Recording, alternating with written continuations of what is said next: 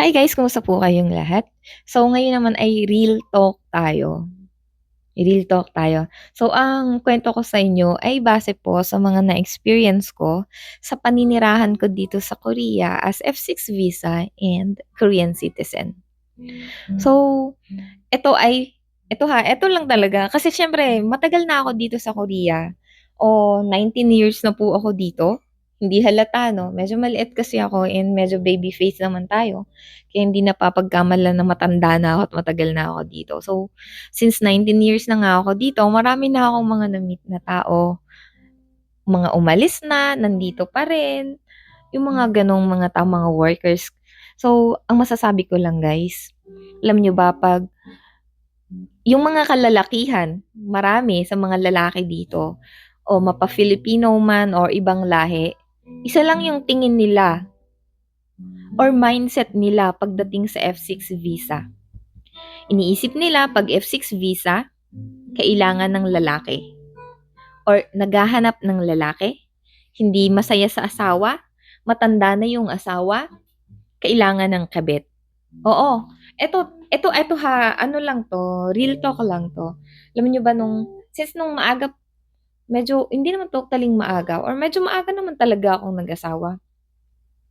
And nung dumating ako dito siyempre batang-bata pa, wala akong masyadong kaibigan. Tapos ako yung tipo na one of the boys. Mahilig talaga akong makibarkada sa mga lalaki, unang-unang reason, para sa'kin hindi sila gano'n ka-tsismoso, pero tsismoso din pala po yung mga lalaki. And since bata pa ako, so ako bunso-bunso nila ako. Feeling ko bunso-bunso nila ako, pero ang totoo hindi pala. So yun. So 'pag nami-meet ko o may nami-meet akong mga Filipino nun, ang unang-una nilang tanong, ito, hindi lahat, ang tanong nila, "Ash, anong visa mo?" Ganyan. So siyempre sasabihin ko yung visa ko, F6 po." Sabihin nila, "Ilang taon na yung asawa mo?"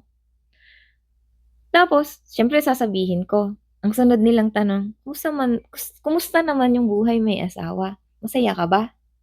Happy ka naman sa asawa mo?" Yung tipong tanong na pagka yung nakarinig sasabihin niyo, "Ano ba naman tanong nito sa'kin? Hindi naman ako naghahanap ng lalaki." Yung parang mga gano'n. So yun, sabi ko nga sa inyo, hindi man lahat pero karamihan sa mga lalaki dito or may mga lalaki na gano'n, ang tingin nila 'pag F6 visa ka is kailangan mo ng lalaki. Siguro kasi dahil na din sa yung culture ng mga Koreans, mga lalaki is sila yung mga workaholic kasi nila. So, ka-work nila is walang ginawa kundi magtrabaho, trabaho. Mapapansin mo naman talaga na wala na silang time para sa asawa nila. So, parang gine-generalize na nila na yung mga kababaihan dito, mga asawa ng Koreans ay kulang sa kalinga. Okay. So, yun. Tapos hanggang sa yun na nga, ganun, ganun, gano'n. Tapos hanggang sa sa halip na yung F6 visa ay hindi matutukso, ay matutukso na lang. Bakit? Kasi nga alam nung mga foreign worker na F6 visa siya and gano'n yung nasa utak nila, ang gagawin ng mga 'yan, liligawan. Tapos itong mga lalaki naman, so alam niyo na, wala yung asawa nila dito, kailangan din nilang siyempre ng side ano, nung paglilibangan, liligawan niyan si F6. So itong si F6 sa halip na hindi nagkakasala, magkakasala na lang, and kulang nga sa kalinga, di kakabit na lang, gano'n. Next is, ano bang pinaglalaban ko, ba't ko sinasabi 'to? Hindi lang, gusto ko lang i-share sa inyo. Tapos sunod naman, Korean citizen na. Alam niyo ba 'pag Korean citizen na kayo, mas matindi, mas maraming lalapit sa inyo. Lalo na yung mga wala pang mga asawa, hindi pa mga alam mo yun, hindi pa mga kasal sa Pilipinas. Bakit? Ang mindset kasi ng mga yan, kapag Korean citizen yung iyong naging girlfriend or yung naging kabit mo, makikipaghiwalay yan dun sa asawa na Korean, tapos 'pag nakipaghiwalay na yun sa Korean, pakakasalan. Ito aminin, pero karamihan talaga gano'n yung nasa utak. Alam niyo yun, maraming mga manggagamit. Hindi man mga Korean, mga foreign, ibang-ibang lahi, pero gano'n talaga yung nasa isip nila. Tapos eto pa, Ito, tip 'to sa mga kababaihan diyan na Korean citizen na kapag divorce na kayo, wag niyong sasabihin mas maraming lalapit sa inyo. Bakit? Eh, divorce ka na eh, 'di madali ka na niyang makukuha, madali ka ng alam mo 'yun, mas madali na sa kanila na makapag-apply ng F6 visa, pagpakasalan mo lang F6 visa na, 'di ba? So, 'yun na 'yun. Ang tanong sa'yo, 'pag nakamit ka, 'pag ikaw ay Korean citizen na tapos divorce ka pa, tanong niyan sa inyo, "Ma'am, Korean citizen ka na?" Okay. Sunod niyan tanong, "Okey pa po kayo ng asawa mo?"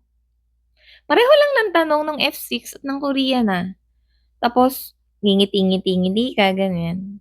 O di kaya sabihin, 'pag sinagot mo, wala na, divorce na ako sa asawa ko." Ayan na, mag-uumpisa na 'yan, kukulitin ka na niyan. Kukulitin ka na niyan, mag-uumpisa na 'yan na mangulit hanggang sa umoo ka. Kaya ikaw huwag kang padadala. 'Pag ikaw nagpadala ay wala, yari ka. Karamihan kasi sa mga 'yan hindi naman talaga nanliligaw kasi gusto ka nila o mahal ka nila o ano. Kaya 'yan lumalapit sa inyo kasi Korean citizen ka and then divorce ka pa, mas lalo na yung mga tao na medyo medyo mataas yung pangarap sa buhay. Ayaw na magsikap para sa sarili, manggagamit talaga. Maraming gano'n na so ayan na nga, kukulitin ka niyan hanggang sa umuo ka. Ayan, ano kayo, magpapakasal kayo. Tandaan niyo 'to, bibihira yung mga Korean citizen, mga naturalized Korean na nakapag-asawa ng kalahi nila or ng iba pang lahi. Tapos yung lalaki naging F6, bibihira po yung nagtatagal yung relasyon. Siguro naman maglalas yun ng mga 2 years, 1 year, ganyan. Malalaman mo naghanap na ng iba. Since F6 visa na nga tapos nagkaanak ka pa, since F6 visa na, ay malakas na ang loob ng mayan na maghanap ng iba at makipaghiwalay. Bakit? Makakapag-stay na kasi sila dito sa Korea, makakapagtrabaho na sila. So, yun yun guys. Kaya huwag kayong magpauto dyan sa mga manyakis na yan. Hindi naman manyakis. Huwag kayong masyadong medyo hindi ko nilalahat ha. As in, meron namang matitinong lalaki. Merong mga loyal. Meron din namang mga cheater. At meron ding manggagamit. Meron din namang nagsisikap, nagsusumikap, hindi nanggagamit ng ibang tao. So, ang masasabi ko lang,